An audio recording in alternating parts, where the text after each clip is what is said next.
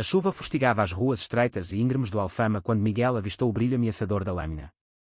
Sem um segundo pensamento, o rapaz de 19 anos atirou-se contra o assaltante, o coração acelerado, salvando a mulher idosa de um destino terrível.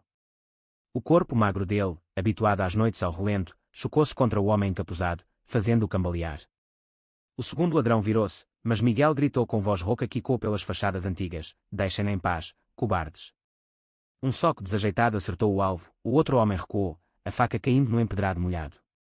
A senhora, com o casaco de lã rasgado e o cabelo grisalho colado à testa, agarrou o braço dele com força surpreendente. "Meu Deus, rapaz, tu salvaste-me a vida", murmurou ela, a voz trêmula mas firme. Miguel, ofegante, olhou para ela pela primeira vez, olhos castanhos profundos, pele cuidada, um colar de ouro discreto que brilhava sob a luz fraca de um candeeiro. Ele não sabia quem era aquela mulher. Apenas sabia que, pela primeira vez em meses, fizera algo que não era só sobreviver. A chuva não parava. Miguel ajudou-a a levantar-se, o ombro a doer onde o ladrão o acertara de raspão. "Está bem, senhora?" "Quer que chame a polícia?" perguntou ele, limpando a água do rosto com a manga rota. Ela abanou a cabeça. "Não, eles já fugiram." "O teu nome, rapaz?" "Miguel Santos", respondeu ele baixinho, olhando para os sapatos gastos. Ela sorriu, um sorriso cansado mas genuíno. "Eu sou Isabel Ferreira." "Vem, deixa-me oferecer-te um café quente." "Não podes ficar aqui assim." Miguel hesitou. A rua ensinara-lhe a não confiar. Mas o frio penetrava-lhe os ossos, e o cheiro de comida quente de algum restaurante próximo fazia o estômago roncar. "Só um café", disse ele, seguindo-a até um táxi que ela parou com um gesto elegante. Durante o caminho curto até à zona da Lapa, ela não perguntou nada de invasivo. Apenas falou do tempo, da chuva que caía assim desde o início da semana, da beleza de Lisboa mesmo no pior dos dias. Miguel ouvia em silêncio, o corpo tenso, pensando na última vez que alguém lhe oferecera algo sem pedir nada em troca. Chegaram a uma mansão discreta mas imponente, escondida atrás de um portão de ferro forjado. Miguel parou no limiar, os olhos arregalados. Isto é sua casa." Isabel riu baixinho. "É, sim." "Entra, por favor. Estás encharcado." Dentro, o calor da lareira envolveu-o como um abraço há muito esquecido. Um empregado trouxe toalhas quentes e roupas secas. Miguel trocou de roupa no quarto de hóspedes, olhando para o espelho, o rapaz magro, cabelo escuro desgrenhado, olhos verdes que carregavam demasiado para a idade. "Por que estás a fazer isto?" perguntou ele quando desceu. Isabel estava sentada no sofá, uma chávena de chá nas mãos. "Porque alguém fez o mesmo por mim há muitos anos. E porque tu arriscaste a tua vida por uma estranha." Miguel sentou-se, as mãos tremendo ao segurar a chávena. Pouco a pouco, as palavras saíram. Contou que viera de Porto, que o pai o expulsara de casa aos 17 anos depois de o apanhar a beijar outro rapaz no parque. "Disse-me que não queria um filho como eu. Que eu era uma vergonha." A voz falhou. Isabel ouviu-se a interromper, os olhos marejados. "Ninguém merece isso, Miguel. Ninguém." Nessa noite, pela primeira vez em 2 anos, ele dormiu numa cama de verdade, mas o sono foi agitado por sonhos de ruas, de olhares de desprezo, de um amor que nunca durara mais de uma noite. No dia seguinte, Isabel insistiu que ele ficasse mais uns dias. "Tens de recuperar forças." Miguel aceitou, mas com a guarda levantada. Passearam pelos jardins da mansão, ela mostrou-lhe a biblioteca cheia de livros antigos. Ele contou mais, às noites no Parque Eduardo VII, o frio, os olhares dos outros sem-abrigo que o julgavam por ser diferente, as vezes em que sentira atração por rapazes que passavam mas nunca se aproximara por medo. Isabel não julgou. Apenas disse: "A vida dá segundas oportunidades, às vezes de formas inesperadas." Miguel não sabia ainda que aquela mulher, uma das bilionárias mais discretas de Portugal, dona de hotéis, vinhas de uma fundação que ajudava jovens em risco, tinha um plano que ia muito além de um café quente. Miguel acordou com o cheiro de pão fresco e café. A mansão parecia um sonho que podia acabar a qualquer momento. Isabel estava na cozinha, a conversar com o cozinheiro como se fossem velhos amigos. "Bom dia, Miguel.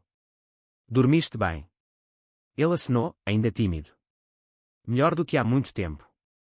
Ela sorriu e propôs-lhe um passeio. Foram até ao Príncipe Real, bairro que ele conhecia apenas de passagem, onde as ruas arborizadas cheiravam a café e livros. Isabel levou-o à sede da sua fundação, um edifício moderno escondido atrás de uma fachada antiga. "Aqui ajudamos jovens que precisam de um recomeço", explicou ela. Miguel sentiu o coração apertar. "Como eu."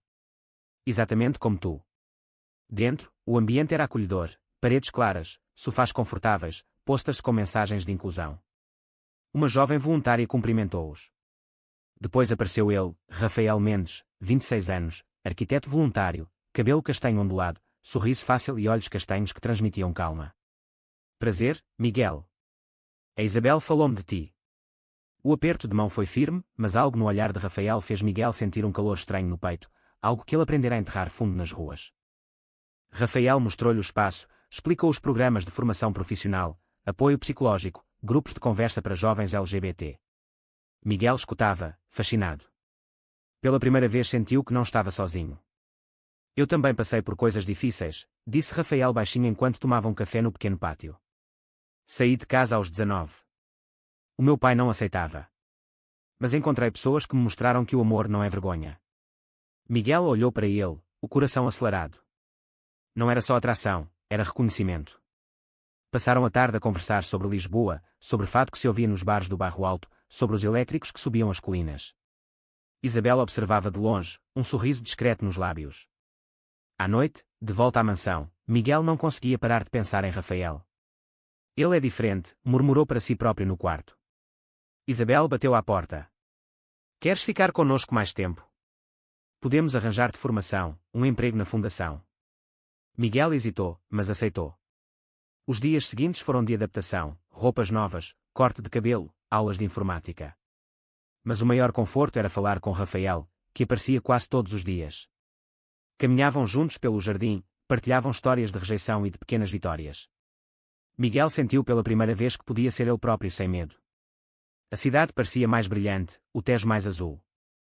Mas no fundo ainda carregava o medo, e se tudo isto acabasse? E se o pai aparecesse? E se Rafael visse apenas um rapaz danificado? Isabel via tudo, e o seu plano ganhava forma, dar a Miguel não só um teto, mas uma família, um propósito, e talvez o amor que ele merecia. As semanas passaram e Miguel começou a trabalhar na fundação, ajudando a organizar eventos para jovens sem abrigo. Rafael estava sempre por perto, oferecendo conselhos, um ombro amigo. Um sábado à tarde, propôs um passeio pelo Bairro Alto. Vamos comer pastéis de nata e ouvir um pouco de fado. Miguel aceitou, nervoso. As ruas estreitas estavam cheias de gente, casais de mãos dadas, rapazes que se olhavam sem vergonha. Sentaram-se num pequeno bar, a música triste encheu o ar. Rafael falou da sua vida, o primeiro namorado que o traíra, a aceitação lenta da família, o orgulho de ser quem era. Tu também mereces isso, Miguel. Mereces ser amado sem condições. Miguel sentiu os olhos marejados. Nunca ninguém me disse isso. Caminharam depois até ao miradouro, a cidade iluminada aos seus pés. O braço de Rafael roçou no dele, e nenhum dos dois se afastou.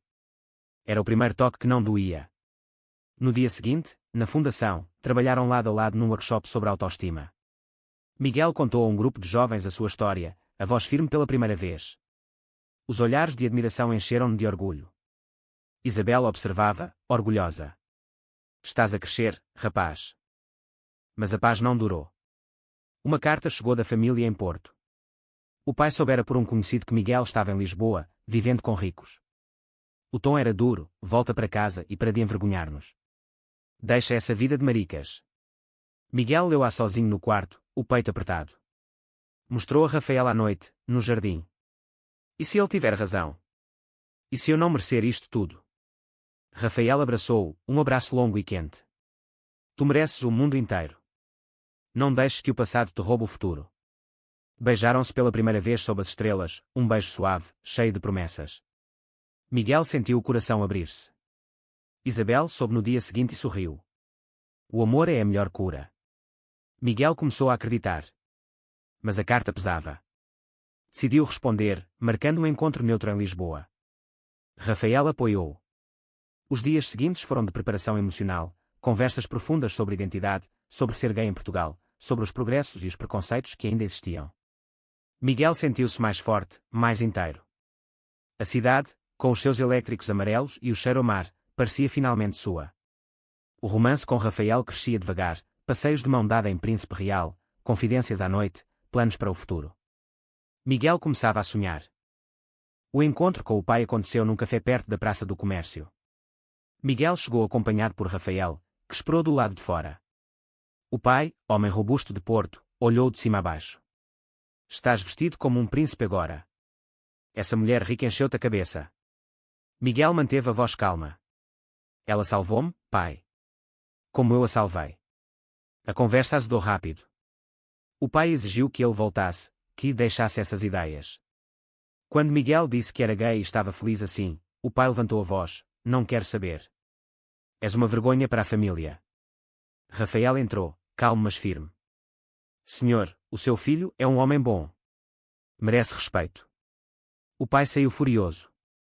Miguel ficou abalado, mas Rafael abraçou-o ali mesmo. Tu não estás sozinho. No entanto, uma semente de dúvida plantou-se. Um colega da fundação, invejoso, sussurrou a Miguel que Rafael só estava com ele por causa do dinheiro de Isabel. Ele é conhecido por ajudar casos perdidos. Miguel duvidou. Evitou Rafael durante 2 dias, o peito apertado de medo de traição. Isabel notou e conversou com ele.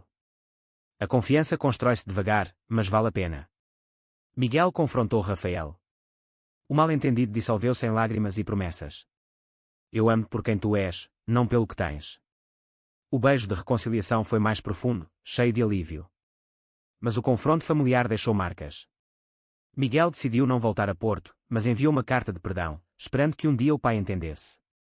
A fundação tornou-se o seu refúgio, e Rafael, o seu porto seguro. Juntos, ajudaram outros rapazes como ele, partilhando histórias em círculos de apoio. A cidade de Lisboa, com as suas colinas e o vento do Tejo, testemunhava o crescimento lento mas firme de Miguel. A crise veio numa noite de tempestade. Miguel recebeu uma chamada do irmão. O pai estava doente, pedia para o ver. Mas só se tu fores sozinho, sem esse teu amigo. Miguel sentiu o velho medo voltar. Fugiu da mansão sem dizer nada a ninguém, passou a noite num banco de jardim em Monsanto, o frio trazendo memórias das ruas. Isabel e Rafael procuraram-no desesperados. Quando o encontraram de madrugada, Miguel chorava. Tenho medo de perder tudo outra vez. Isabel sentou-se ao lado dele no banco molhado. Eu perdi um filho, Miguel. Ele era gay, como tu. Morreu num acidente há 10 anos. Desde então, procuro salvar outros como ele. Tu salvaste-me naquela noite, e eu quis dar-te a família que ele não teve. A revelação caiu como um raio. O plano dela era claro: adotá-lo legalmente, passar-lhe parte da fundação, dar-lhe ferramentas para ajudar outros. Miguel abraçou-a, o choro misturado com a chuva. Rafael esperou, paciente. Quando voltaram à mansão, Miguel pediu desculpa. Não volto a fugir. Os dias seguintes foram de cura profunda, terapia na fundação, conversas longas com Rafael sobre o futuro, sobre casamento um dia, sobre filhos adotivos. Miguel visitou o pai no hospital, sozinho, mas com a cabeça erguida. Não houve reconciliação total, mas um aceno de respeito. Talvez um dia, disse o pai. De volta a Lisboa, Miguel sentiu-se renascido. A cidade celebrava o orgulho nesse fim de semana. Ele marchou de mão dada com Rafael, orgulhoso pela primeira vez. Isabel viu e soube que o plano dera fruto. Miguel acordou no dia do seu 20º aniversário com o sol a entrar pela janela da mansão. Rafael preparara o pequeno almoço na cama, com flores do jardim. Feliz aniversário, amor. Isabel juntou-se a eles no jardim, onde uma pequena festa aguardava, amigos da fundação, jovens que Miguel ajudara. Ele fez um discurso simples: há 1 ano eu dormia na rua. Hoje tenho família, amor e propósito. Obrigado. À tarde, no mirador da Senhora do Monte, com Lisboa aos pés, Rafael ajoelhou-se. Queres casar comigo? Miguel disse sim, as lágrimas felizes. Isabel abraçou-os. O meu filho estaria orgulhoso. Miguel assumiu mais responsabilidades na fundação, criou um programa específico para jovens LGBT sem abrigo. Visitou Porto uma última vez, não para voltar, mas para mostrar ao pai quem se tornara. O pai não abraçou, mas apertou a mão. Estás bem. Foi suficiente. Miguel e Rafael mudaram-se para um apartamento próprio no Príncipe Real, mas visitavam Isabel todas as semanas. A vida fluía: trabalho, amor, pequenos gestos de carinho, passeios pelo Tejo, noites de fado. Miguel olhava para trás e via o rapaz assustado que salvara uma estranha. Agora salvava muitos. Uma noite, no sofá, com Rafael ao lado, ele disse: a vida é estranha. Um ato de coragem mudou tudo. Isabel sorriu do outro lado da sala. O ciclo fechara-se. Será verdadeiro ou falso que um único ato de bondade de um jovem gay rejeitado pela sociedade pode levar a uma transformação completa? ao amor verdadeiro e a um propósito maior, ou os preconceitos e o passado sempre acabam por vencer? 1003 palavras.